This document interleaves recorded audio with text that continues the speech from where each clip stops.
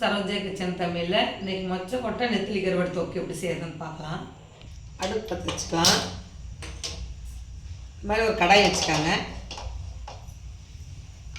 பாருங்கள், இதுதான் மொச்சை, காஞ்ச மொச்சை வந்து நல்லா நம்ம வறுத்துக்கலாம்.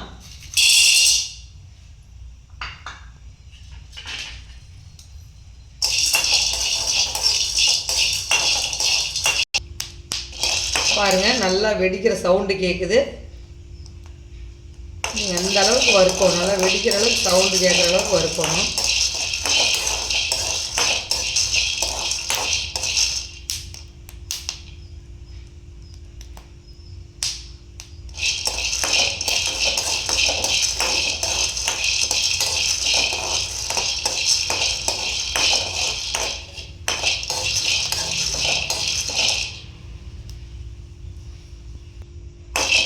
பாருங்கள், நல்லா வறுபட்டுருச்சு. இந்த டைமில் வந்து கொஞ்சம் தண்ணி ஊற்றிக்கலாம். கம்மியாக சேருங்க, ஜாஸ்தியாக சேர்க்க வேண்டாம். கல்லுப்பு பாருங்கள், ஒரு பிஞ்சு அளவுக்கு போடுங்க, ஜாஸ்தியாக கல் போடாதீங்க.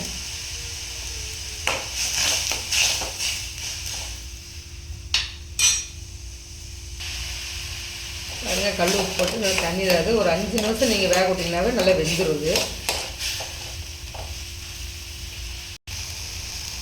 பாருங்கள், நல்லா தண்ணி சுண்டிடுச்சு, பயிர் நல்லா வெந்துருச்சு. நம்ம வேறு ஒரு பாத்திரத்தில் மாற்றிக்கலாம்.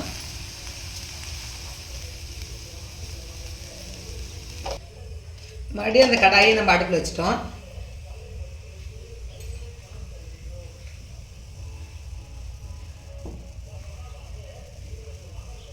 எண்ணெய் சேர்த்துக்கலாம். நான் வந்து சுத்தமான செக்கு கல்லெண்ணெய் சேர்த்துக்கிறேன். பாருங்கள், எண்ணெய் நல்லா காஞ்சிருச்சு. நம்ம இந்த டைமில் வந்து கடுகு சேர்த்துக்கலாம்.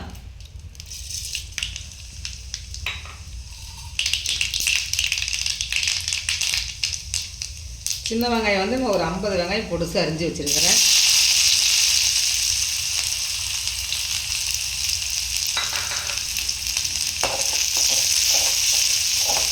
வெங்காயத்தில் கொஞ்சம் கல்லுப்பு சேர்த்துக்காங்க.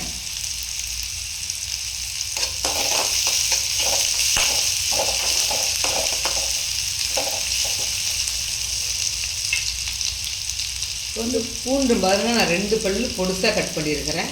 பூண்டு சேர்த்துட்டாங்க.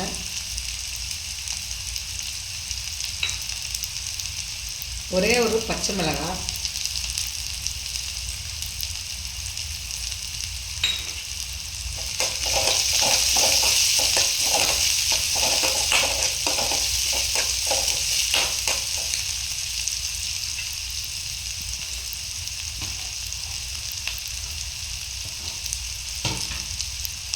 பொடுசாக கட் பண்ண கருவேப்பிலை,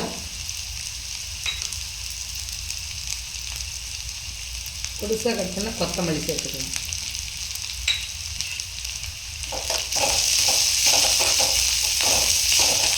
வெங்காயம் நல்லா பொன்னிறமாக வர வரைக்கும் வணக்கணும். அப்போ தான் உங்களுக்கு கிரேவி நல்லா வரும்.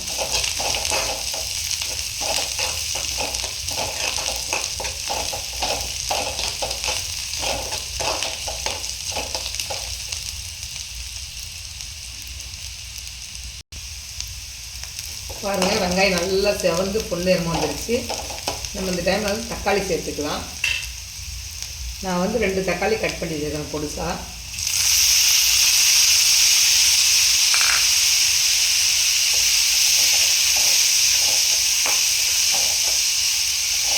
கால் டீஸ்பூன் மஞ்சள்தூள் சேர்த்துக்கோங்க. 1 டீஸ்பூன் மிளகாய் தூள் சேர்த்துக்கோங்க.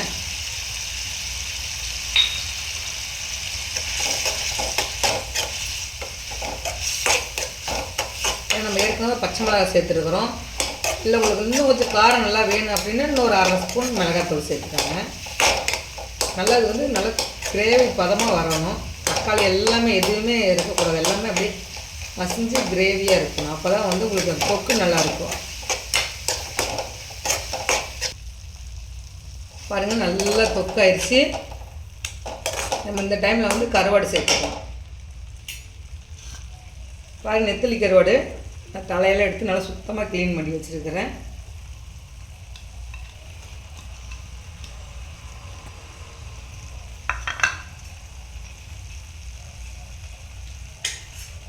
இது கூட வந்து நம்ம வறுத்து வச்ச மொச்சையும் சேர்த்துக்கலாம்.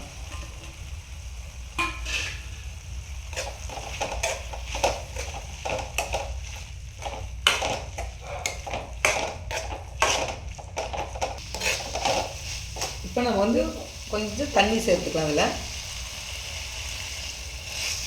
ஜாஸ்தி சேர்த்துக்க வேண்டாம், கொஞ்சமாக சேர்த்துக்கோங்க. ஏன்னா ஏற்கனவே நல்லா மசாலாலாம் நம்ம கிரேவி பண்ணி பச்சை வாடையெல்லாம் போனதுக்கப்புறம் தான் நம்ம கருவாடுப்பு சேர்த்துருக்குறோம். தொக்குங்கும் போது கொஞ்சம் தண்ணி கம்மியாக சேர்த்துக்கோங்க.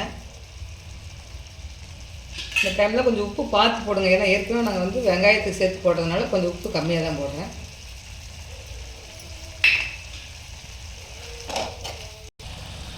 வந்து நம்ம ஒரு 10 நிமிஷம் மூடி வச்சிடலாம். பாருங்கள் 10 நிமிஷம் ஆயிடுச்சு. பாருங்கள் உங்களுக்கு தண்ணியெல்லாம் சுண்டி இப்போ நல்லா கிரேவி பார்த்து வந்துருக்குது பாருங்கள்.